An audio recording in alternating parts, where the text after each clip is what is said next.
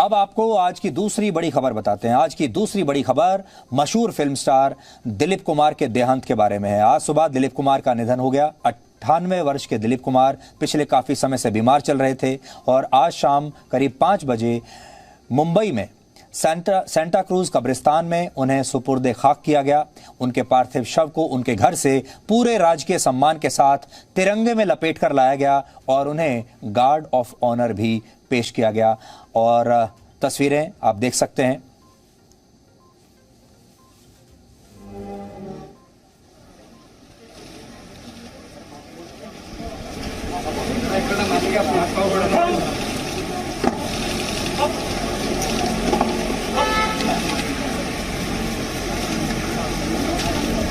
तुम्ही एक कदम पाठीमागे थांबा.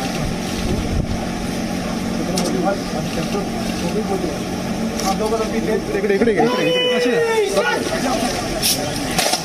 दादा दादा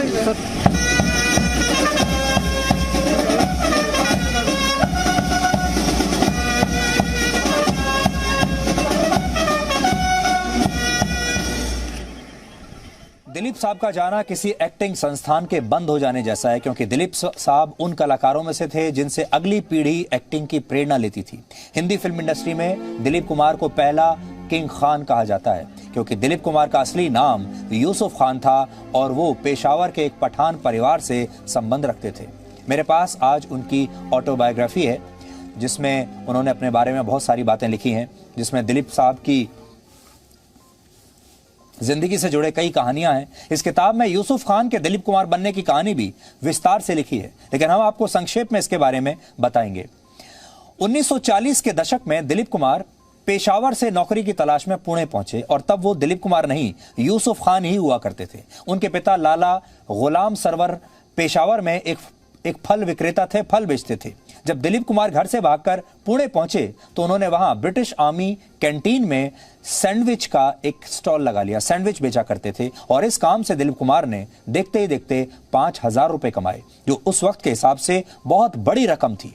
उस समय दिलीप कुमार इन पैसों के साथ वापस अपने घर लौट गए थे, लेकिन वर्ष 1942 में, यानी जब भारत गुलाम था, दिलीप कुमार को फिर से काम की तलाश थी और तब उनके एक फैमिली फ्रेंड ने उन्हें बॉम्बे टॉकीज स्टूडियो की मशहूर अदाकारा देविका रानी से मिलवाया। इसके बाद दिलीप साहब ने बॉम्बे टॉकीज में एक स्क्रिप्ट राइटर के तौर पर काम करना शुरू किया, क्योंकि उनकी उर्दू बहुत अच्छी थी और वो उर्दू में नाटक लिखते थे। 1944 में 2 साल बाद देविका रानी ने अपनी नई फिल्म ज्वार भाटा के लिए यूसुफ खान को लीड रोल ऑफर किया और इसके लिए वो उन्हें 1250 रुपए, 1250 रुपए महीना देने के लिए तैयार थी। उस वक्त यह रकम बहुत बड़ी थी। दिलीप कुमार को यकीन नहीं हुआ और उन्हें लगा कि शायद ये उनकी सालाना सैलरी है, जबकि ये 1250 रुपए पर मंथ था, मासिक सैलरी थी। दिलीप कुमार ने अपनी उलझन दूर करने के लिए देविका रानी से दोबारा संपर्क किया और देविका रानी ने उन्हें बहुत प्रतिभावान बताया और कहा कि वो ऐसा ऑफर देना चाहती थी जिसे दिलीप साहब मना ना कर पाए, और वो मना कर भी नहीं पाए। उनकी शर्त ये थी लेकिन कि यूसुफ खान को अपना एक स्टेज नेम चुनना होगा, यानी अपना नाम बदलना पड़ेगा और ऐसा नाम रखना पड़ेगा जो उनका स्टेज का नाम होगा। देविका रानी ने ही यूसुफ खान को ये नया नाम दिया, दिलीप कुमार, जो उनका स्टेज नेम था। देविका रानी का तर्क यह था कि दिलीप कुमार नाम उनकी रोमांटिक छवि को और बेहतर बनाएगा और इसका उन्हें आने वाली फिल्मों में फायदा मिलेगा। ये जो किताब आज मैं लेकर आया हूं, ये किताब उन्हीं की कहानी है। इसी किताब में उनके इस किस्से का जिक्र है और मैं आपको इसके पेज नंबर 123 पर जो लिखा है वो पढ़कर बताता हूं कि उन्होंने क्या लिखा है। वो कहते हैं, she said, Yusuf, I was thinking about your launch soon as an actor and I felt it would not be a bad idea if you adopted a screen name.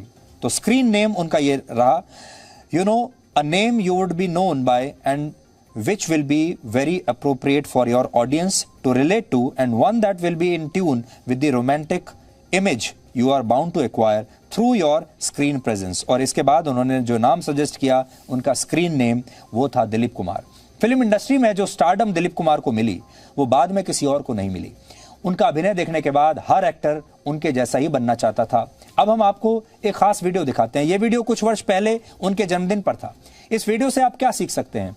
Dilip साहब एक जमाने में अदाकारी के शहंशाह थे, सिनेमा के शहंशाह थे।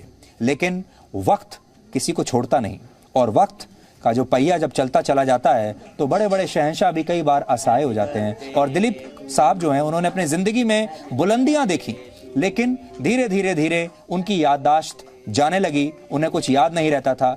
ये शहंशाह ऐसा था जो शहंशाह होते हुए इस बात को भूलने लगा कि वो कौन है, उसकी बुलंदियां क्या थीं और वो कितना बड़ा शहंशाह है। उनके जन्मदिन का एक वीडियो आज आपके साथ शेयर कर रहे हैं जो कुछ वर्ष पुराना है। तब तक उनकी याददाश्त जाने लगी थी। सोते नहीं है।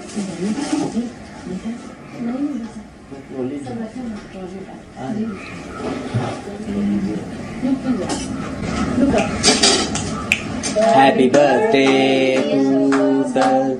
Happy birthday to you. Happy birthday to you. Wow. Happy birthday. I love you. Take this one. Cake आएगा। 1 मिनट में आती है। सर जी। साहब। Yeah. Happy birthday to you. Happy birthday to you. नीचे क्या लग रहा है इन्होंने? जान आपके लिए देखिए क्राउन आया किसके लिए? किंग शहंशाह के लिए सर पे ताज आया है यूसुफ। ये वाओ। एक बार सब लोग गाना गाएंगे। जी।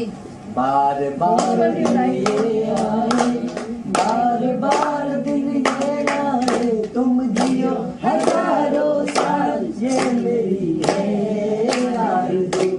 Happy birthday to you. Happy birthday to you. Happy birthday dearest sir. Happy birthday to you. Wow, lovely, Yusuf. दुर्भाग्य की बात यह है कि शहंशाह खुद नहीं जानते थे कि ये तालियां क्यों बज रही हैं, ये केक उनके लिए क्यों आया है, क्योंकि तब वो सब भूलने लगे थे। दिलीप साहब अपनी पत्नी सायरा बानो से बड़ा प्यार करते थे और वो अपनी असल ज़िंदगी में बड़े खुश मिजाज माने जाते थे। और जी न्यूज़ पर बहुत वर्ष पहले एक प्रोग्राम चलता था जिसका नाम था रूबरू, और एक बार इसी कार्यक्रम रूबरू में जी टीवी पर दिलीप साहब और सायरा बानो खास मेहमान थे। और आज वो पुरानी क्लिप, वो पुराना वीडियो आज हम आपको दिखाना चाहते हैं।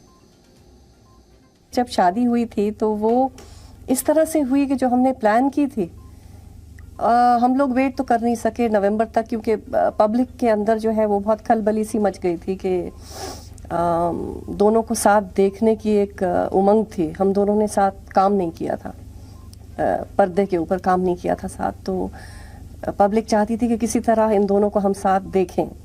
तो उस जोश के अंदर हम जहाँ जाते थे वो स्टैम्पीड हो जाता था लिटरली, यानी कि लोग जो हैं वो जहाँ प्लेन लैंड करता है तो वहाँ तक लोग पहुँच जाते थे टारमैक के ऊपर के, और एक ऐसी हालत होती थी एक पिन रखने की जगह नहीं। तो हम लोगों ने सोचा कि अब ये नवंबर तक ये पागलपन जो हो रहा है, it's wonderful, people want to see us together, लेकिन वहाँ मेरा शूटिंग जो होता था, मेरी शूटिंग पैकअप हो जाए, यूसुफ साहब की शूटिंग जहाँ होती थी वो पैकअप हो जाए क्राउड्स की वजह से। तो कलकत्ते में हम लोग काम कर रहे थे और वहीं से हमने टेलीग्राम दिया कि भाई एक सिंपल सेरेमनी काजी को बुला दीजिए और हम लोग मैन एंड वाइफ बन जाते हैं, ताकि ये जो एक फतूर है लोगों का साथ में देखने का, शायद उससे ख़त्म हो जाए और हम लोग नॉर्मली काम कर सकें। तो इसलिए फिर नवंबर से इमीडिएटली शिफ्ट करके 2 दिन के अंदर हम लोगों ने, और हमारे वेडिंग कार्ड्स के इनविटेशन तक प्रिंट नहीं हो पाए थे, इतनी सिंपल शादी हुई थी हमारी। मैं बस अपनी बीवी की खिदमत में करता रहता हूँ। जो ये कहती है वैसे मैं करता हूँ। ये कहती है कि दिन है तो मैं कहता हूँ दिन है, ये बोलती है रात है तो मैं कहता हूँ रात है। वैसे जो नुस्खा है मैं थरली रिकमेंड करती हूँ मैरिड कपल्स के लिए, ये बड़ा अच्छा नुस्खा है, जो बीवी कहे वो करे है। फिर उसके बाद लाइफ एकदम कुशल, शांति, कोई फिक्र नहीं, कुछ नहीं। जब जी चाहे उठ जाओ, पूछेंगे नहीं कहाँ जा रहे हो, कब आओगे। ये सीक्रेट्स हैं और पुराने, सदियों पुरानी। मेरे अब्बा ने भी मुझसे कहा था, कभी अम्मा से जरूरत है, कहना एक बात मेरी सुन लो, तुमको आगे चल के काम आएगी। तो he very fine sense of humour. तो हम समझते थे कि कुछ बिजनेस की या कुछ आगे काम बहुत तुम्हारे काम आएंगे। क्या काम है? कहते हैं बीवी जब कुछ गलत बात भी करे ना, अरे देखो मेरी तो समझ में नहीं आता था ऐसा हो सकता था। अच्छा होता जब मैं मांगे यही कहता, बस ऐसा कह दिया। कभी को अरे तुमने, उसने नबी कहा हो तो कह रहा तुमने उस वक्त मुझे कहा था, याद है? और मैंने सुनी नहीं बात, और आखिर में वही हुआ। तुम जो कह रही थी अगर वो करता मैं तो ठीक होता। तो चाहे हो ना हो, तुम्हारी कहने बीवी यही कहेगी कि देखो मैं तो बात सुनते नहीं हूँ तुम, मैं तो कह के थक जाती हूँ, बुद्धि भ्रष्ट हो जाती तो क्या करें। अब देखिए मैं अपनी बीवी के पास ऐसी सादत से बैठा हुआ तो कितनी खुश हैं। ऐसे देखिए चेहरा फूल की तरह खिला हुआ किसके चरणों में बैठा हुआ देखिए, हाथ जोड़ के बैठा हुआ। ऐ शमा तुझ पे रात ये भारी है जिस तरह, मैंने तमाम उम्र गुजारी है इस तरह। जलती रहे। दिलीप साहब अब जा चुके हैं, सिर्फ ये वीडियोस रह गए हैं उनकी यादों के लिए। आज हम दिलीप साहब को श्रद्धांजलि देना चाहते हैं और साथ आपको ये भी बताना चाहते हैं कि दिलीप साहब से आप बहुत कुछ सीख सकते हैं। दिलीप साहब उस जमाने के लोकप्रिय सुपरस्टार थे जब ना तो बड़ी बड़ी मार्केटिंग एजेंसियां हुआ करती थीं, ना इंटरनेट था, ना सोशल मीडिया था, ना फॉलोअर्स हुआ करते थे, ना कभी उस जमाने में सोशल मीडिया पर अपना नाम ट्रेंड कराने की कोई व्यवस्था थी, ना ही उस जमाने में कोई टेलीविजन हुआ करता था, और तब वो इतने बड़े स्टार बने थे। इसका मतलब ये है कि उनकी जो लोकप्रियता है वो 100% शुद्ध और असली लोकप्रियता थी, उसमें जरा भी मिलावट नहीं थी। वो अपने आप में एक्टिंग का एक इंस्टीट्यूशन थे और वो एक ऐसे अदाकार थे जिन्होंने स्टारडम को अपने ऊपर हावी नहीं होने दिया। उन्होंने हमेशा अपना पूरा फोकस अपनी अदाकारी पर रखा, अपनी एक्टिंग पर रखा, और अपनी मार्केटिंग उन्होंने कभी नहीं की। जैसे आजकल के स्टार्स, उनका सारा जोर मार्केटिंग पर होता है, एक्टिंग पर कम होता है। लेकिन दिलीप साहब खालिस एक्टर थे, वो सिर्फ एक्टिंग करना जानते थे और उन्होंने जो अपनी सप्लाई थी वो बहुत लिमिटेड रखी। जैसे उनके साथ के जो बाकी लोग थे वो एक के बाद एक लगातार फिल्में साइन किए जा रहे थे। उस समय के जो व्यस्त सुपरस्टार थे वो एक दिन में न जाने कई फिल्मों, कई शिफ्ट्स में काम करते थे, एक बार में कई फिल्में साइन करते थे। लेकिन दिलीप साहब हमेशा ये कहते थे कि वो एक बार में एक फिल्म करेंगे, लेकिन उस फिल्म के साथ न्याय करते थे, मन लगाकर पूरी शिद्दत के साथ उस रोल को वो निभाया करते थे। सायरा बानो उनसे लगभग 22 साल छोटी थी और सायरा बानो ने आखिरी दम तक दिलीप साहब का साथ दिया, इसलिए इस जोड़ी को भी आपको आज सलाम करना चाहिए। वो हमेशा बहुत प्यार देते चले गए आखिरी दिन तक, और यही कारण है कि उन्हें पाकिस्तान का भी सर्वोच्च सम्मान मिला और भारत में भी इतना सम्मान मिला, और आज जब वो गए भी तो तिरंगे में लिपट कर गए।